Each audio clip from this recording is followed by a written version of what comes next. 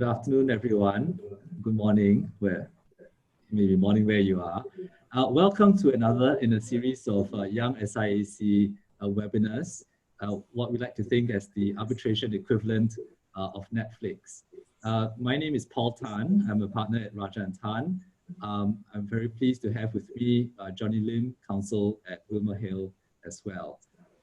Both of us are extremely excited for this afternoon's topic, which is a little bit different from sort of procedure substance type webinars. We wanted to take the opportunity that technology affords us to broaden our perspective and to look at what other countries, and in particular emerging jurisdictions, are doing in terms of capacity building and the development of arbitration infrastructure and legislation. So this afternoon, we are focused on three jurisdictions in particular, Fiji, Papua New Guinea, and Singapore. All three at various stages of development, but they do share a common theme of smaller jurisdictions with beautiful beaches that are all seeking to establish their arbitration offerings. And indeed, all three have borrowed inspiration from each other, and there are lessons for Singapore as well from the recent experience of Fiji and PNG. We have with us a stunning panel of individuals who have all been involved in the capacity building aspects of these three jurisdictions. We'll introduce them one by one and in sequence of how they're speaking. But what essentially the format will be is that each of them will tell us a bit about their involvement for about 5 to 7 minutes. And then at the end, we will have some time for Q&A as well. So without further ado, could I invite Ms. Christina Park, who is Principal Counsel at the Asian Development Bank. Christina specializes in international finance. She's been working on multi-sector projects across Southeast Asia and the East Asian regions. Amongst other things, she develops and implements international arbitration law reform technical assistance projects under the ADB's Office of the General Counsel's Law and Policy Reform Program. So without further ado, we'll ask Christina to share her recent experience with us. Christina.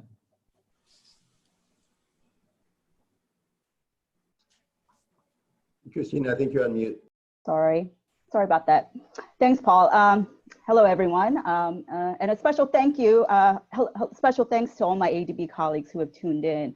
A huge thanks to the YSIAC for inviting me to be part of this esteemed panel to talk about an important project in the South Pacific that ADB has been supporting for the last 3 years. I have a few slides to share to bring some pictures from the field. Can you see the slides? Yeah. Great. Yes. Excellent. So for those of you who are unfamiliar with the ADB, we are one of 5 major multilateral development banks focused in the Asia Pacific region with the ultimate goal of poverty eradication through inclusive, resilient, and sustainable development. Our reach is quite broad, spanning from the Central West to the South Pacific region.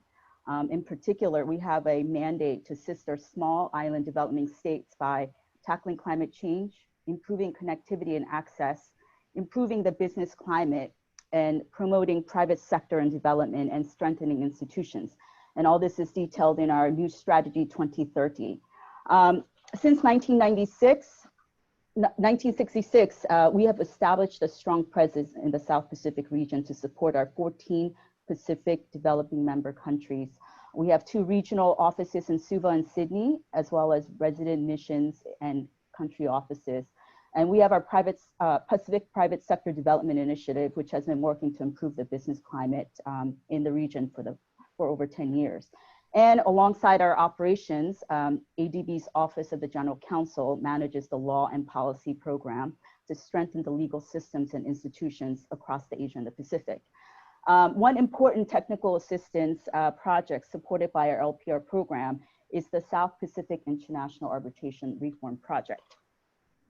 So why international arbitration reform in the Pacific? The South Pacific is one of the last regions in the world without a legal framework to resolve cross-border commercial disputes through international arbitration.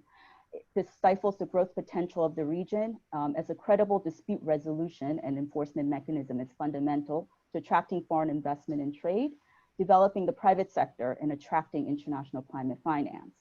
Also, international arbitration has other benefits, such as lowering the cost of doing business, promoting regional cooperation and integration, and strengthening the legal profession in the national judicial system. So this is supported by data, which shows that when countries sign on to the New York Convention, it results in higher foreign investment flows. So when we started this reform in 2017, there were 156 contracting states. Today, there are 164 contracting states to the New York Convention, which shows that the importance of the New York Convention. All of the South Pacific countries, key trading partners, have signed on. But in the South Pacific, this is the status as of 2017. You'll see that only 3 out of 15 countries have signed on, namely Fiji, Marshall Islands, and Cook Islands, with Fiji and Marshall Islands without a New York Convention implementing law in place. So to help, in 2017, ADB launched a technical assistance project to assist our Pacific developing member countries to sign on to New York Convention, draft the implementing arbitration law, and provide the important capacity building for effective implementation. So the first country that requested our assistance was Fiji. They signed on in 2010, but didn't put in place the implementing law. You'll see in the picture of our international arbitration experts, Gary Bourne, and our Sydney-based consultant, Daniel Meltz, during our first mission in March in 2017 to conduct stakeholder consultations. Due to the enormous support from the government, private sector, judiciary, legal community, and development partners, we achieved early success in Fiji with the enactment of a state-of-the-art International Arbitration Act in September 2017, which incorporates international best practices from leading arbitral institutions such as Singapore. In addition to good quality law, effective implementation of the law is just as important. To assist with implementation, we launched a series of capacity building programs for the judiciary, lawyers, and also the private sector as users of the reform, and partnered up with various international experts who were willing to help.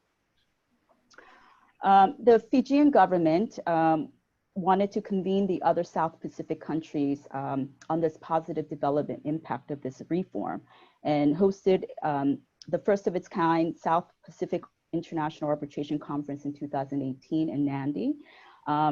It brought together government officials from all the South Pacific countries, private sector, judiciary, lawyers, and development partners, as well as the international arbitration community. After the conference, there was further uptake of this reform from the other South Pacific countries.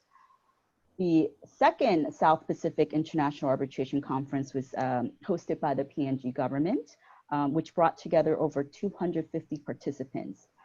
In particular, the PNG judiciary put in enormous efforts to make this conference a huge success.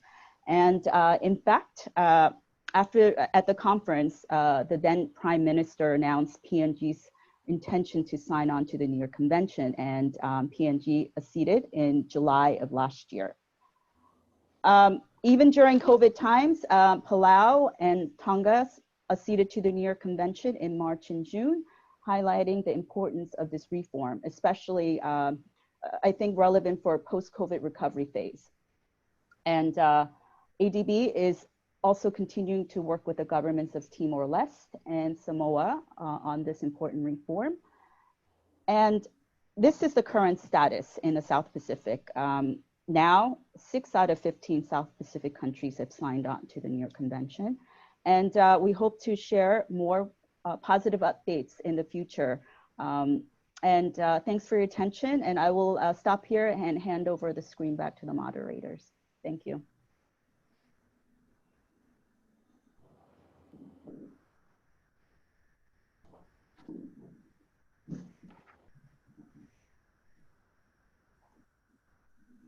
Right. Thanks very much, Christina, for that. The second panelist we have, I think really needs no introduction.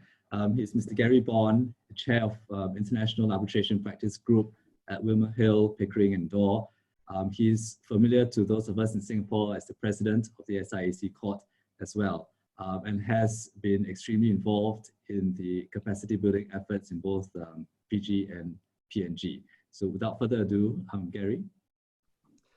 Thanks very much, Paul. And thanks also to YSIAC for inviting both me and Jonathan and Christina to be with you this morning, this evening, whatever it may be. Christina's done for the ADB an amazing job, not just in the underlying reform project that she described, but also in discussing in the last 10 minutes or so what it is that ADB's been doing in the South Pacific, which unfortunately then leaves me with precious little to add to what she said. Let me still try to say just a few words about what it was that ADB and our reform efforts were directed at and why we undertook those efforts.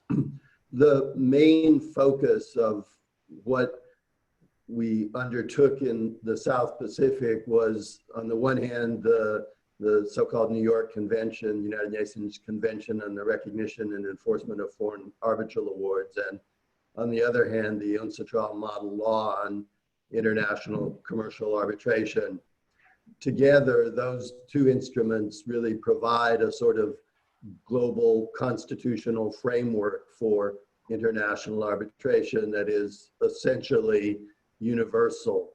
Virtually all countries of any significant economic importance around the world are party to the New York Convention and have legislation, if not adopting the model law, at least modeled on many of its basic principles. The New York Convention, as many of you know, and as Christina just described, has at this point 164 contracting parties. It's, as I said previously, essentially universal. If you have an arbitration agreement or an arbitral award, it provides for effectively global recognition and enforcement of either one of those things, subject to only very limited and fairly jealously guarded exceptions. When you look at the convention, it's a little underwhelming in some senses, at least if you think size matters. It's only 5 pages or so long, and of those 5 pages, really only a half dozen articles are of real importance. The UNCITRAL Model Law on International Commercial Arbitration, first drafted in 1985, revised in 2006, is a little bit longer. It's got 35, 36 articles in comparison to the New York Convention, but it too is very simple. You can see the most important parts of it in a dozen pages or so. Together, those two instruments contribute to what I call the 5 or sometimes the 6 E's of international arbitration, which makes it superior to other forms of dispute resolution and also provides an essential basis or passport for states to participate in the international trading system, which I should hasten to add continues to function, especially the dispute resolution system continues to function in COVID times. Those 5 E's, as some of you may have heard me say on other occasions, are efficiency and expertise, expedition and even-handedness, and enforceability. Because arbitration allows parties to choose a tribunal, choose the arbitrators in a particular dispute based on what that dispute concerns, it enables them to pick tribunals that are more expert and also that are more even-handed than national courts and a national court in one or the other party's home jurisdiction. It also enables the parties and the arbitral tribunal to design the arbitral procedures to tailor them to the particular dispute, the particular needs of the parties in an individual case, which is superior in almost all instances to one-size-fits-all off-the-shelf rules of civil procedure that are made for all or many types of different cases. And because of the New York Convention and the UNCITRAL model law, arbitral awards and international arbitration agreements are more enforceable, the fifth E, than the alternatives. Those two instruments ensure that once parties have agreed to arbitrate, countries around the world will hold them to that bargain. Once an arbitral award has been made, that award can be enforced efficiently and expeditiously around the world. That leaves you probably wondering what the sixth E is, and it's not an E that one really would have thought of pre-pandemic, but the sixth E is arbitration has become in the last 6 months more electronic. Virtual hearings, remote hearings conducted pretty much the way we are conducting this webinar are routine at this point. We at YSIAC have more cases filed this year by a very substantial number, by an order of 50, 100%, we'll see by year's end, than in prior years, notwithstanding the virus. Emergency arbitrations, expedited procedures, other types of arbitrations are going forward under YSIAC rules as we speak now.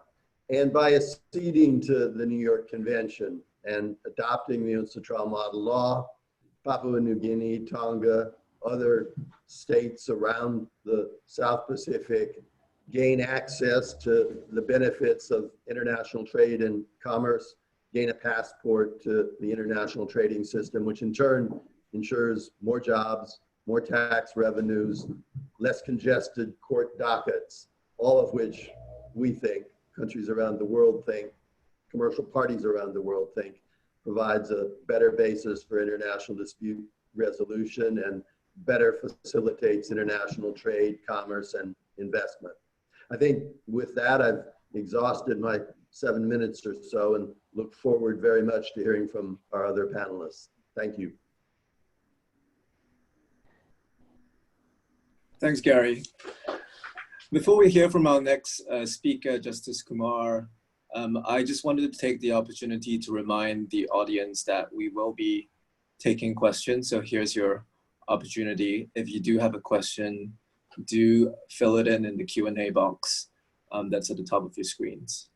Our next speaker, Justice Kumar, is the Acting Chief Justice of the Supreme Court of Fiji, where he has been a judge since May 2013. He is also the chairperson of the Fiji Human Rights and Anti-Discrimination Commission. Justice Kumar will be discussing with us the finer details of the Fiji International Arbitration Act 2017, some of the considerations in drafting it and how it's been applied by lawyers in Fiji. All go. Thank you, Jonathan. Greetings from Fiji to all of you. Before I proceed, I would like to thank YSIAC, UNCITRAL, and IDB for the commitment and desire to assist small countries like us in ensuring that we all have dispute resolution system and competent courts. Provision of efficient dispute resolution obviously means that, and competent court means we will instill confidence in investors who plan to invest in our countries. In other words, investors look for resolution system that is swift, determined by experts, is confidential, and enforced neutrally. There's also a need to ensure foreign arbitral awards are enforced without any difficulty. Fiji ratified, as you heard Ms. Buck, ratified UN Convention in 2010 and enacted International Arbitration Act in 2017, but it commenced on 4th December 2018. As Ms. Park has already said, it is, that's why I said that our legislation is state-of-art legislation, in the sense that if you look at the act, our act, it has a lot of provisions, I think, which is not part of the convention too. The reason being, we have followed the Singapore Arbitration Act, Hong Kong Arbitration Ordinance, and obviously the model law and the Australian Arbitration Act. So we have combined all together to make, as Krishna said, the art of state-of-art legislation. I'll quickly run through our Arbitration Act. It's in the slide. Is the slide? Jonathan, is the slide coming up? Or yeah, there's the first second page. Yeah, thank you. If you can see it quickly, the Act binds the state. So if a state enters into a contract, they're also bound by the Act, and arbitration is international. It's defined. Why you say arbitration international? The place of arbitration at conclusion of the contract is different place than the business place where a certain part of obligation is part to be performed, or where subject matter is closely. I think it's more in line with conflict of law situation, and where parties are expected to agree, which is the seat of the arbitration. If not the US state, then obviously it becomes international. Limitation Act, arbitration proceedings also, people should not scare. Limitation Act also applies to arbitration proceedings. As I have said, arbitration agreement has been widely defined in section 11 of our Act, which in summary are in following terms: an agreement by parties to submit all or certain disputes arising shall be in writing in the form of arbitration clause in the contract or separate agreement.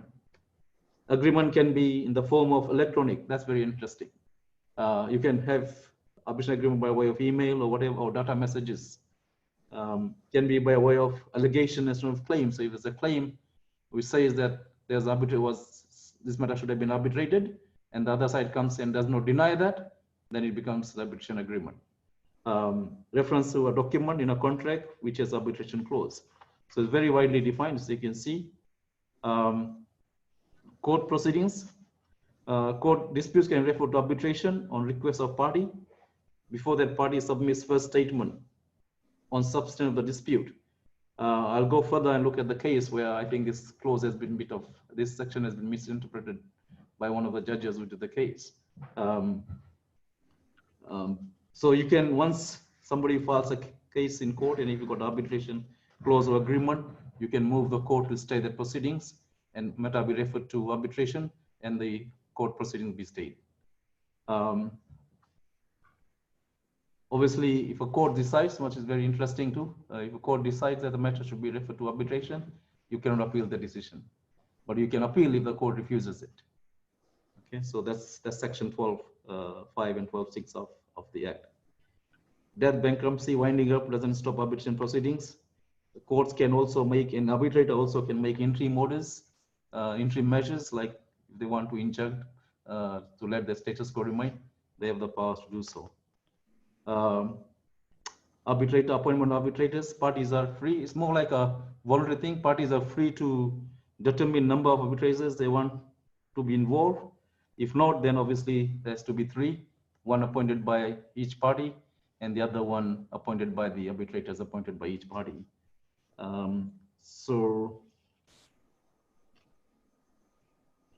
obviously conflict of interest, if arbitrator appointed has a conflict, then he should quickly say so and disqualify himself. I see I've got 3 minutes left. I will not look at what has happened, as I have said, very quickly. Hearings can be by way of oral hearing or on documents. I'll quickly look at the cases that has been put through. There's 2 cases which I found. Was one South Pacific Fertilizers, Jonathan, you're aware about that. South Pacific Fertilizers Limited, where what happened was Hong Kong, a Singapore company resident in Singapore supplied fertilizers to a local company through Hong Kong branch, and obviously there was some issue about payment. In fact, the allegation is that somebody got into the system, and a company in China or somewhere as a hawker, and then got the money paid to them instead of paying to the real company. The company was supposed to be paid. So what happened there is there was arbitration proceedings in SIC. I don't know whether it's completed or not, but that proceeding because of that proceeding, that was it. Oh, this is the first case. I'm looking at the second case. The High Court proceeding was stayed, but before that, there was an injunction order placed for release of the fertilizers. For some reason, I don't have the ruling, but court refused. Court stayed the proceedings, and the party was supposed, the Fiji local party applied for stay of the SIAC proceedings, the arbitration proceeding, but that was refused. And just 1 second.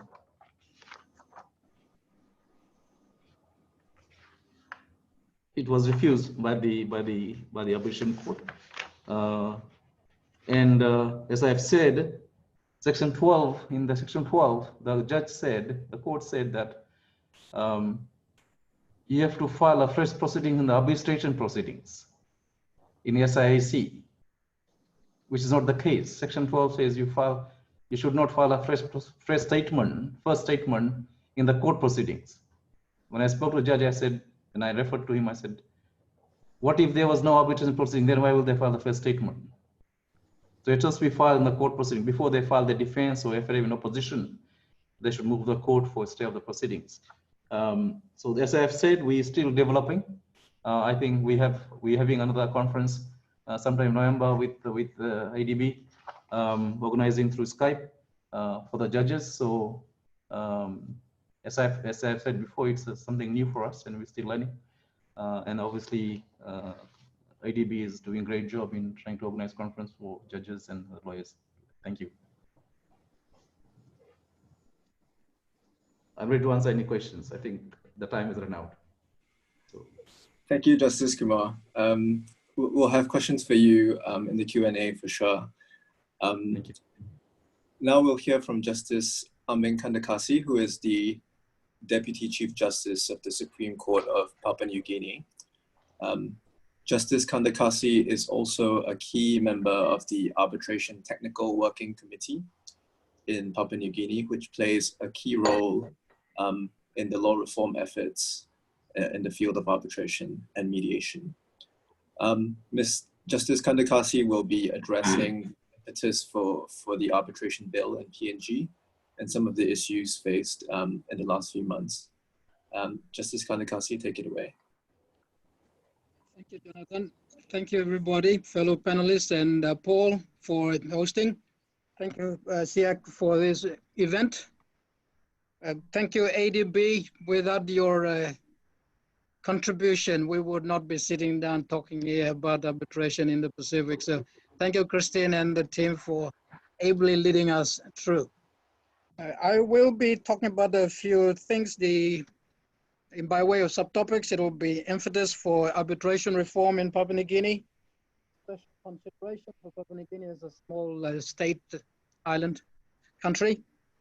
And I will also try, if time permits, talk about the current status of where we are on these arbitration reforms. And finally, challenges, opportunities. So if I could get started that way. Without further ado, I will not repeat what Gary Boone has said, nor will I repeat Christine's wonderful statement of the whole reason why we're promoting arbitration, and re-echoed by Acting Chief Justice Kumar from Fiji. Papua New Guinea, we have an old, archaic Arbitration Act, which a lot of judgments have said is totally outdated. It is out of tune and in scope with everybody else. So that came even before all the ADB talked about reforms. It also had a need.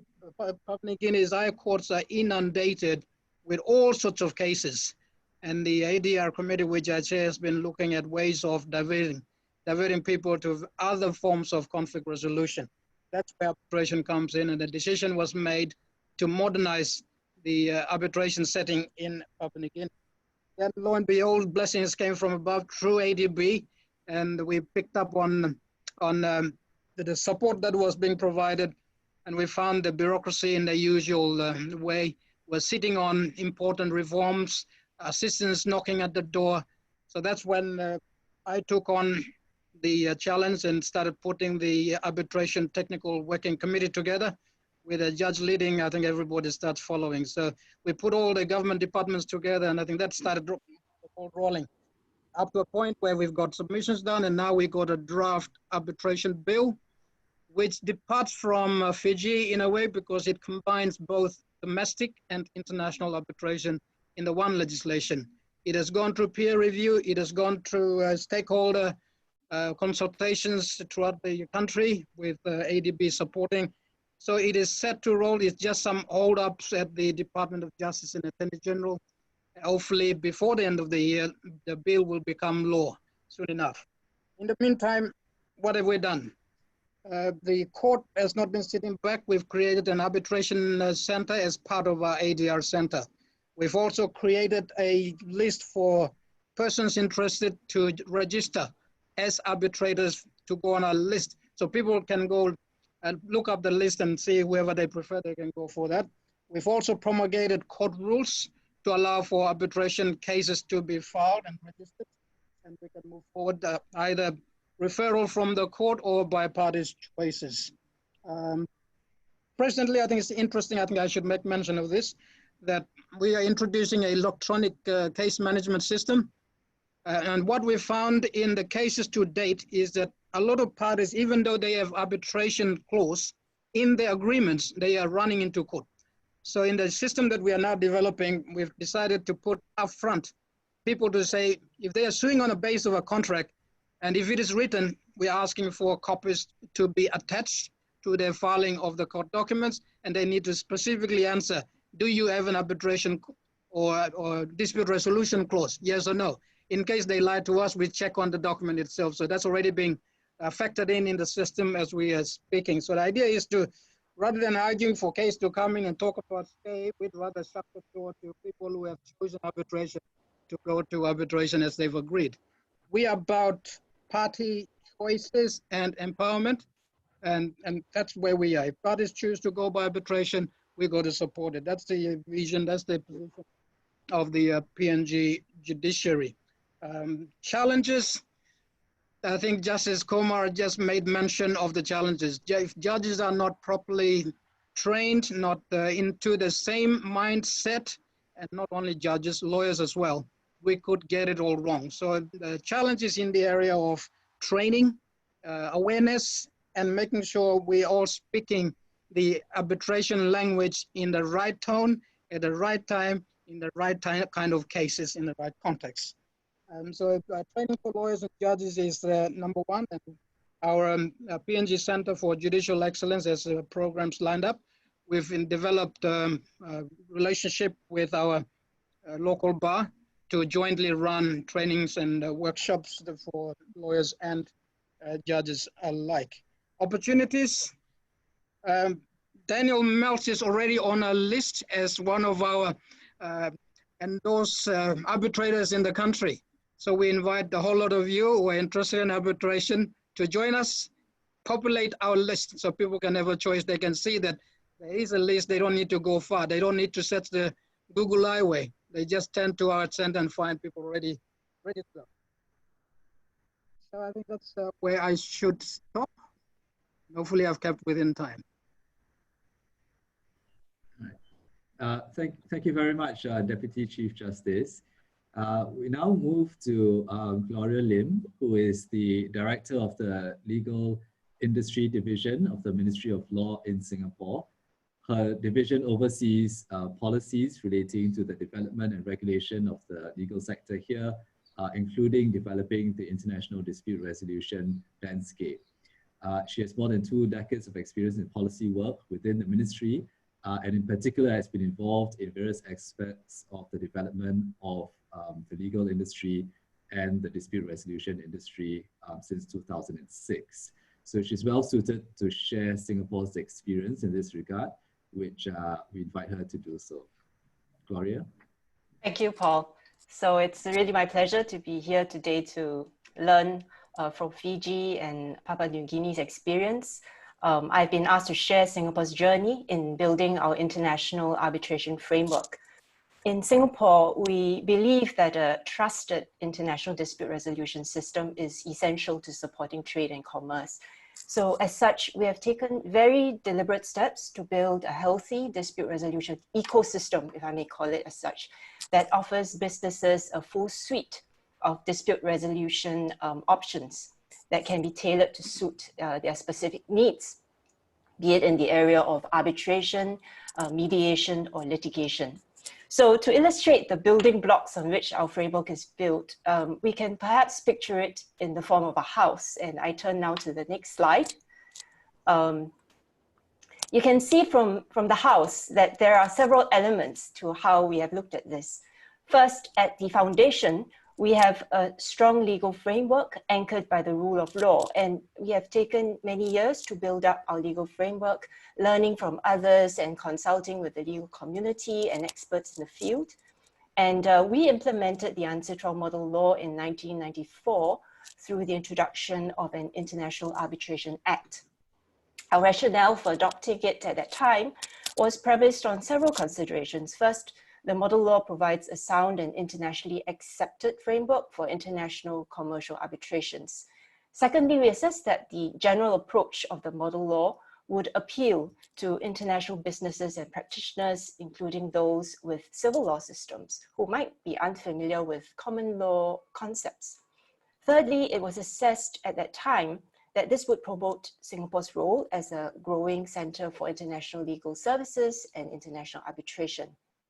So our implementation of the ancestral model law built the foundations, and since then we have continued to work hard to ensure that our legal framework remains responsive to commercial needs.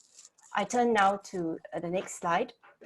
So since 1994, our International Arbitration Act has been regularly reviewed and fine-tuned in consultation with the legal community.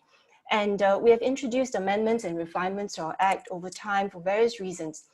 Firstly, to remove uncertainty or ambiguity and clarify the position in Singapore.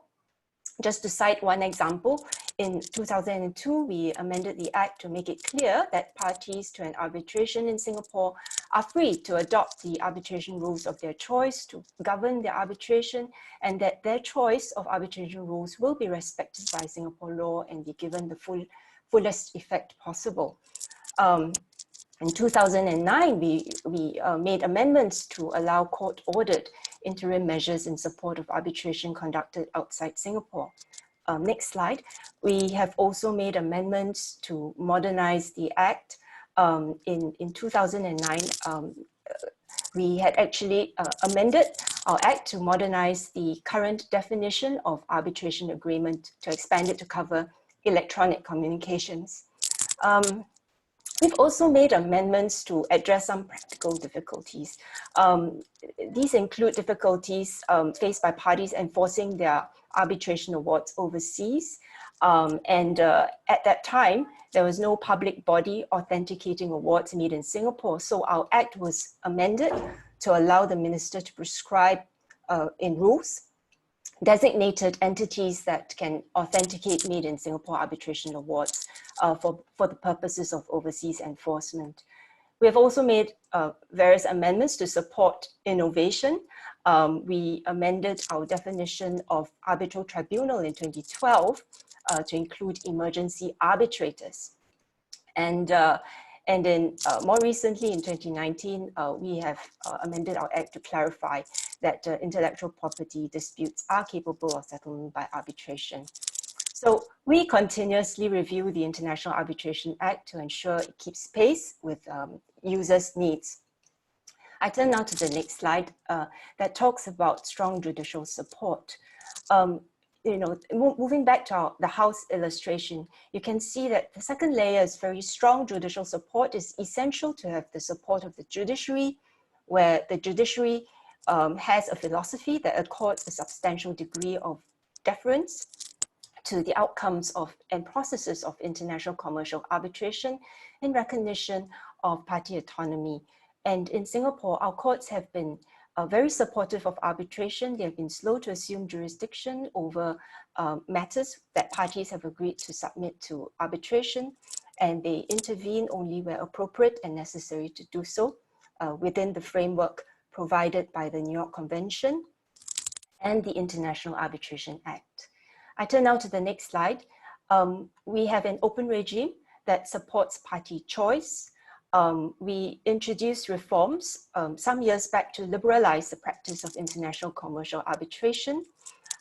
We have an open system where foreign arbitrators and foreign counsel are free to conduct their arbitrations and can represent their clients in arbitration proceedings held in Singapore. We have developed our system as well to offer commercial parties a full suite of dispute resolution services to choose from. In designing these options, whether it's arbitration, mediation, or litigation, the approach is user-centric. And fourth, I turn now to the next slide. We have strong institutions. And in Singapore, we have the Singapore International Arbitration Center, the Singapore International Commercial Court, and the Singapore International Mediation Center. And there are also many other international dispute resolution centers that have a base in Singapore. Next, we look at talent and expertise. This is about developing the necessary expertise and having top professionals, both local and international, with expertise in international dispute resolution, conducting their work out of Singapore. I turn now to the next slide. Lastly, good physical supporting infrastructure that is accessible, high-tech, and purpose-built. We have a purpose-built building in the city center for international commercial disputes called Maxwell Chambers. And the Maxwell Chambers project really reflects our holistic approach to building the various elements that constitute the dispute resolution ecosystem. And this includes physical infrastructure. So Maxwell Chambers is home to many international dispute resolution institutions, arbitrators, and practitioners engaged in international disputes work. Now I turn on to the next slide. So our approach has yielded positive results for Singapore. Singapore today is the third most preferred arbitration seat in the world and among the top 4 most preferred arbitration seats in most regions. Next slide. SIAC has also experienced tremendous growth, and last year registered its highest caseload, and I hear from Gary's sharing just now that it is still growing. So this is our journey so far, and we continue to learn and study from international best practices to see how we can improve our system. I turn this time back to the moderators.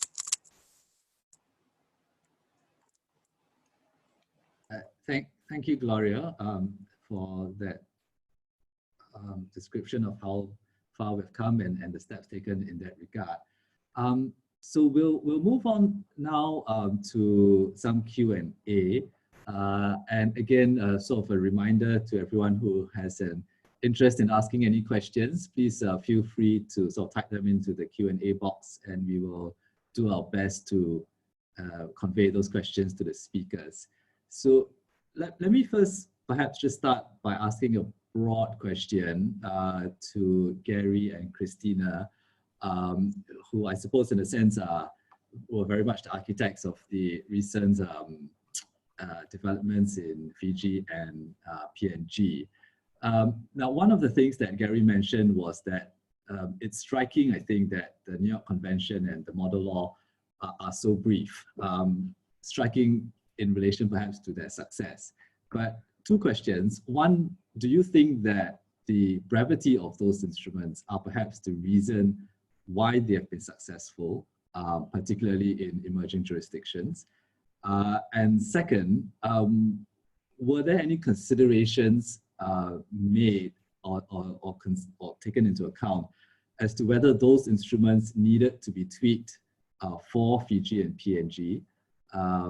Or was the main driver simply the fact that they have been universally adopted elsewhere, and so it's better that everyone simply follows those instruments?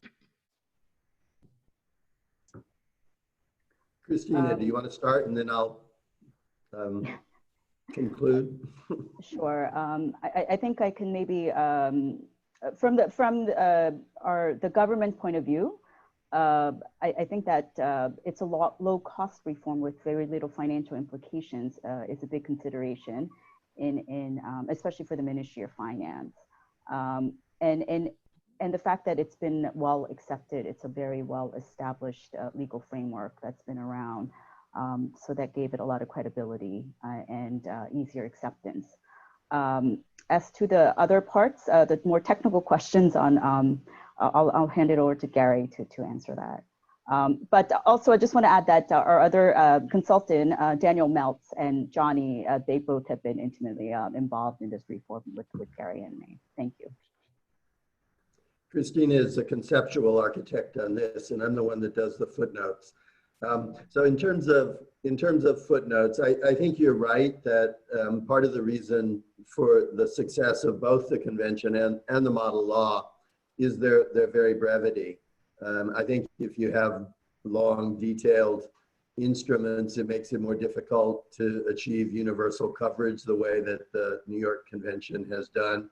I think if you look at the 1985 and the 2006 versions of the model law, the 2006 version unfortunately introduced a new Article 17 dealing with provisional measures, which literally is as long as the entire original model law. And I think most users, most commentators think that that was a step backwards, not a step forward. By having a brief instrument, whether it's the convention or the model law, individual countries can adapt in the interstices or empty spaces of both the convention and the model law to their own particular circumstances, while still remaining faithful to the most important basic principles. So I think that the flexibility and room for local adaptation has been key to their success. In the South Pacific, turning to your second question, there have been some tweaks, not tweaks of the convention, because as an international treaty, there's really not much room for states to vary the terms of what 163 or so other nations have already signed up to. There are provisions for reservations that different states have taken different approaches to, but they're really on the edges. They're not particularly important reservations with respect to reciprocity and commercial activities. With regard to the model law, there's been a little bit more tweaking, if I can put it that way, in each of the jurisdictions that in the South Pacific that has adopted the model law. Relatively modest, but still notable changes were made, for example, to definitions of public policy, to tighten up potential expansive views of what constitutes public policy, and various other relatively modest amendments, which don't detract from the model law's uniformity, its basic aspiration to be a model that is uniform in all jurisdictions, but which, a little bit like the convention, makes some allowances both for best recent practices, but also local needs.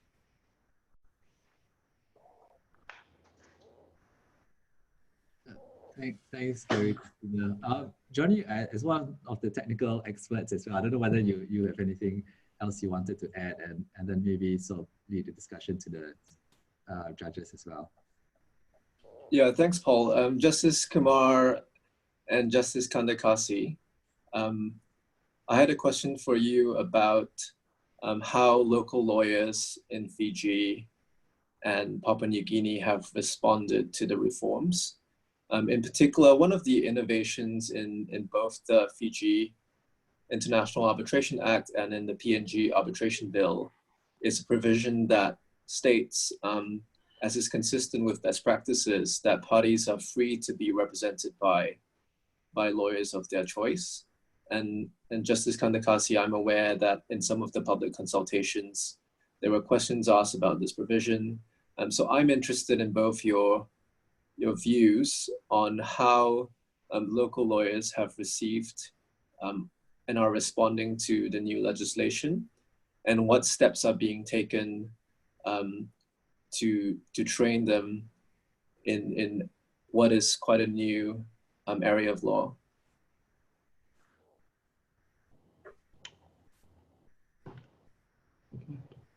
As far as Fiji is concerned, I think the lawyers have taken it very well. I just saw one of the questions that was being asked by Ms. Naidu, Superintendent Naidu. I think she was the lawyer in the South Pacific Fertilizer case, as to when is the next training. So they're quite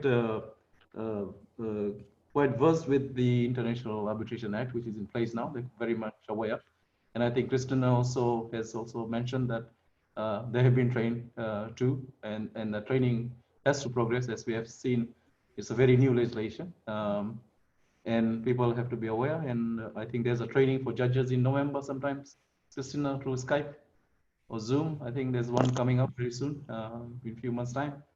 And we have to organize. And lawyers, I've spoken to some of the lawyers, they're quite happy with the legislation. And then those two cases they have come across just within a year or so shows that they have arbitration clauses now in the agreement. When they do the agreement, the one that South Fertilizer one very specifically says mentions the seat, which is Singapore International Arbitration Center. So they're taking it quite well. But and I'm not fully aware if there's arbitration going, if they haven't come to court first, they're still doing arbitration somewhere else. So, but yeah, they've taken it quite well, and then I think the training is going on, and we'll have to find ways to train them more. Yeah. Thanks, Justice Kumar, and we can see some of that. Actually, we've got even more questions about from Fiji lawyers about the Arbitration Act, demonstrating the point you just made. Yes. Justice Kandakasi, how about Papua New Guinea and what the local reception has been to the reforms? Yes, the question you asked received a lot of reaction from the lawyers. I must say it was not an easy run, but it had a good basis to discuss the good and bad about it. And when the lawyers in Papua New Guinea saw that this is in conformity with best international practices, they could also see themselves appearing for a party somewhere in Hong Kong or somewhere else. That did the magic. And so now we got an agreement on that very provision. The lawyers are supportive. The only question they're asking is, when is this legislation going to be passed and when can we be trained? Otherwise, the subject of arbitration has been on the books, as I was saying earlier, but not strictly enforced by the courts and parties just running to court. But with all these reforms happening, with the ICMS thing that I was referring to earlier, I think more and more people are looking forward to arbitrating more than running to court if there's an arbitrable issue, if they cannot mediate and resolve. Good to hear. Glad to hear of the excitement. It may be a time now to, we've received a question in Q&A for Gloria about Singapore. And the question is, how has Singapore managed to harmonize its judicial culture with arbitration? And what would you see as among the factors you ranked as the most critical success factors that have contributed to the success of Singapore? Thanks for the question. Well, I think one of the important things is that we have a judiciary with a wealth of private practice experience. Our Chief Justice himself was an arbitrator before he joined the bench, and he was in arbitration. And so our judiciary has a deep understanding of what is important in arbitration and the rules. And I think this helps a lot in the judicial interpretations and how they interpret what is in our law, our IAA. And I think they understand the imperative of arbitration, the importance that it has for users, right? Because actually the focus is to ensure that people who come to our system, whether it is litigation, arbitration, or other forms of dispute resolution, are given access to a fair, a good forum for the resolution of their disputes. So in that sense, on the part of the judiciary, I think we have a judiciary who is very supportive of arbitration. And I think as part of, on the part of policymakers, I think we've also tried to do our part to make it clear what the policy intent behind the legislative framework is. Where there have been wordings in our act that have not been aligned with the policy intent, we have been very quick to move to make amendments to clarify the position. And this helps because it gives people certainty and an assurance that we would support, for example, the upholding of party autonomy, party choice when they choose arbitration in resolving their dispute.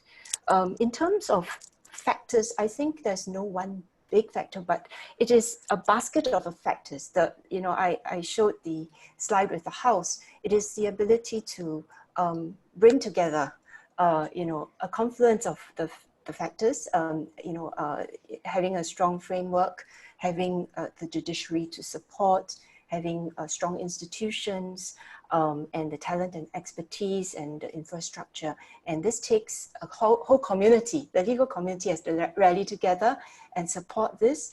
And in Singapore, we have a very supportive bar and judiciary that has worked together to make all this happen.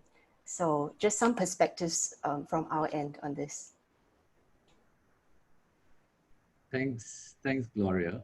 Maybe I could ask that question of Christina as well, given your experience with capacity building in many other jurisdictions. Gloria mentioned that for Singapore, it was a basket of factors. In your experience in other jurisdictions, is that also the case, or do you find that perhaps legislation is more important and needs to be enacted first? Or do you find that capacity building in terms of the courts, the judges and lawyers should come first before the legislation is implemented? Or are there other factors that we're missing here?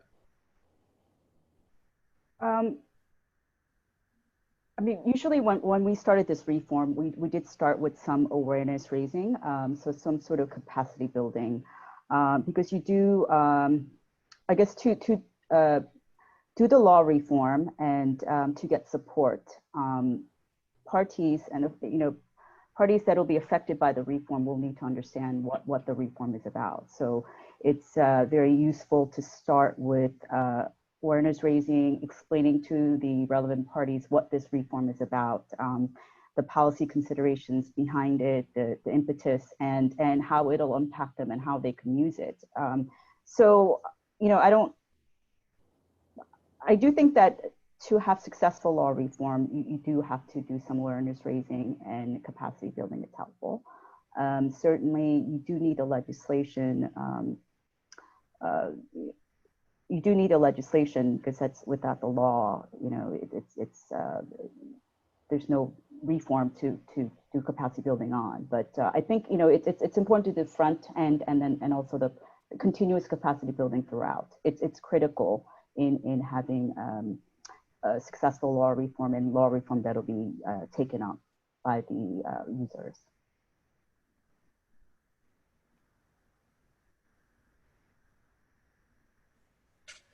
Thanks, Christina. I'll jump in now with a question for Justice Kandekasi. In PNG, you mentioned earlier the proactive role the judges were playing, and this picks up on something Gloria said earlier. And you had mentioned also that there were efforts to set up some kind of institutional framework for supporting arbitrations. Could you talk us through a bit some of these initiatives and what was the thinking behind them? Okay, perhaps I could, thank you, Jonathan, for that question. Perhaps I should start with how the ADR reform started working in Papua New Guinea. The legislature wasn't moving forward by way of any reforms. That's why we still got that 1949 and 50 Arbitration Act still hanging around. We're struggling to have it replaced now. So it was the judiciary that was driving the reforms on ADR. We concentrate on a mediation initially, then deliberately chose to arbitration. That's when we found a partner in ADB. The judges are inundated with heaps of cases.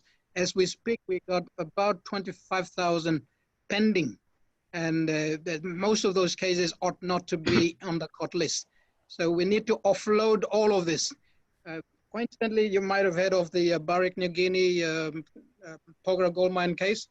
They have an arbitration clause. They haven't utilized that. We'll see what becomes of that in due course. So the point is that without the judges taking the leadership up front to encourage parties to use mediation, and more so lawyers, any reform is not going to work. So for us, we start with educating the judges, then bring in the lawyers. Once they are on the same page, then we go to broader community. Bureaucracy will not act when they see, unless they see the lawyers and judges are working collaboratively on something, and they'd rather join in rather than being on the out. So I think that's how the arbitration and other reforms are taking shape in country. The more the judges are practicing it, keep on encouraging, keep on working at it, the reforms will take place. And I'm pleased to hear Singapore's experience with the judiciary taking the leadership it has. It also somewhat resonates with a few of us in Papua New Guinea. I was in private practice. Justice Seppert was in private practice. Both of us had a little bit of arbitration and mediation. Coming on board into the judiciary has enabled us to encourage more use of these other forms of conflict resolution. So it pays to educate the lawyers, bring them in, then judicial officers encouraging the use of this process, various processes does help and go a long way.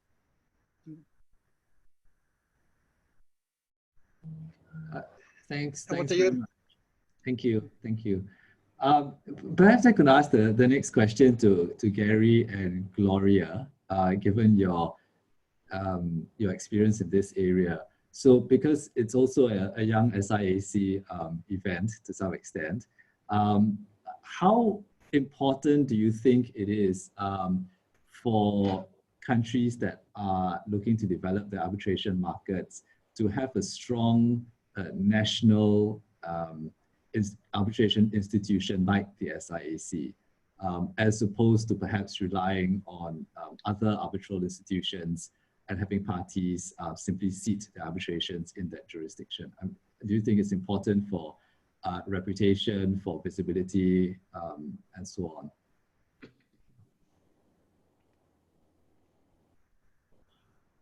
Gloria, do you want to start? I'm happy to do so, but I'm in your hands entirely. Okay, I think Gary will probably have the right answer. I will just preface it to say that I think it is equally important to have both a very strong local international dispute resolution center that is anchored in with Singapore. It does act as a rallying point to bring cases, arbitrators, and practitioners to work with the center on the cases. I think it's also important that it is an inclusive environment where other international dispute resolution institutions and centers can also use Singapore's base and also manage their cases out of here. So I would say that you have to have both. In Singapore, we not only have SIAC, but we also have other very strong international institutions with a strong base here, like the ICC, PCA, WIPO, AAA. They all do case management, services out of Singapore, and that creates that ecosystem that we were talking about, where there's a whole community, right, of arbitrators and cases that are being managed out of Singapore, and that's where you build depth and expertise. So I hand over to Gary for the correct answer. So I agree with lots of what Gloria Gloria said. I think in addition to a legislative framework and a very strong judiciary that supports the arbitral process, I think you need a local arbitration community. I think you need practitioners who are accustomed to using arbitration, both in terms of including arbitration clauses, SIAC arbitration clauses, of course, in their contracts, and also conducting arbitral proceedings in a sensible way. You can build a ballpark, but people have to come and people have to be able to use it properly in order to reach its full potential. I'm not sure, however, that one does need a local arbitral institution. Of course, you can have one, and it provides, in a sense, a focal point for developing a local community. But there are examples of countries with extremely vibrant arbitration cultures that either don't have or don't have much of an arbitral institution, particularly an international arbitration institution. I'm sure my friends in Switzerland would feel that I slight their arbitral institutions, but there's not really an arbitral institution in Switzerland, and yet it is probably the leading European jurisdiction for international arbitration. India is another interesting counterexample. There are some Indian arbitral institutions, but although there's a very vibrant domestic and international arbitration culture, although Indian counsel play important roles, not just in Indian arbitrations, but in foreign seated arbitrations, there's no Indian arbitral institution that competes on the global stage. There are, of course, discussions about enhancing some existing institutions or founding new ones. But in both those cases, very, very robust, very able local arbitration communities have developed. Local arbitration practitioners have emerged without a local arbitral institution. You could even make an argument, I'm not sure it's correct, but you could even make an argument that jurisdictions where people throw all their effort into institution building perhaps neglect the day-to-day work in arbitrations, which in some ways is more important. Thanks, Gloria and Gary. We're getting a lot of questions about everybody's favorite topic, and it's hard to do a webinar without talking about the pandemic we're all in. And I'm going to group them together and ask Christina, Justice Kumar, and Justice Kandakasi how the COVID-19 pandemic is affecting the ongoing reform efforts in the South Pacific.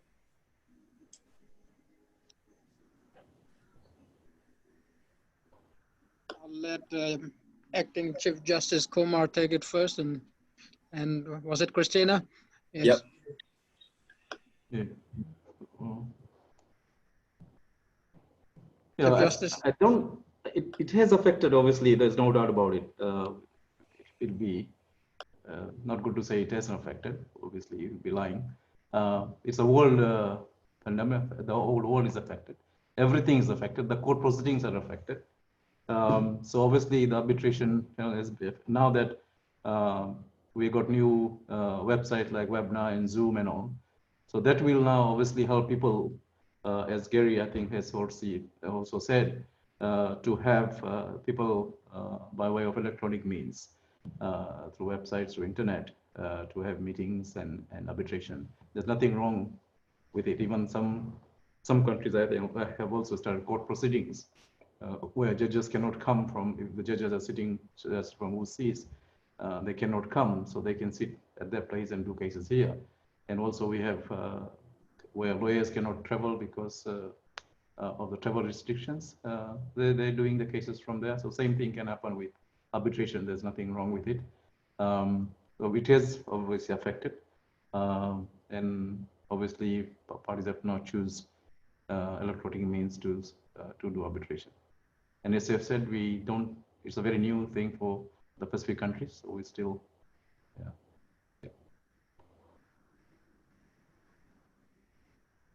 Christine. Okay. I'm Am I done. next? Thank you. Okay. Christina. Okay, great. I think with the specific reform efforts on the legislative side, it has been progressing, as we've seen with Tonga and Palau.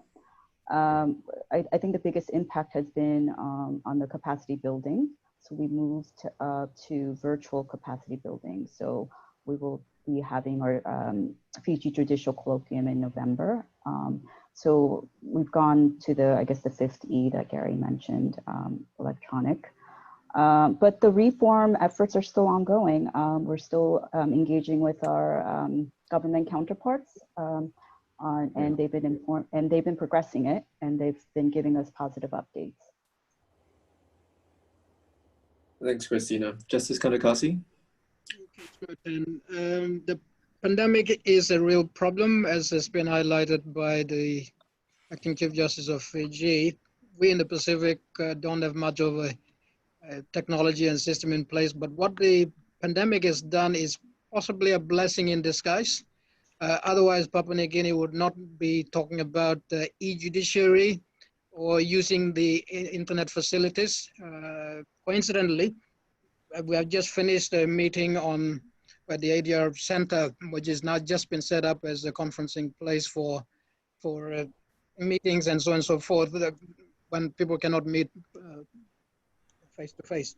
We don't have any actual arbitration proceedings affected because there's none taking place as we speak. But what's happening in court is going to be replicated. We have a new court complex that will be all wired up electronically with a view to conducting trials or hearings without actual persons being in the room.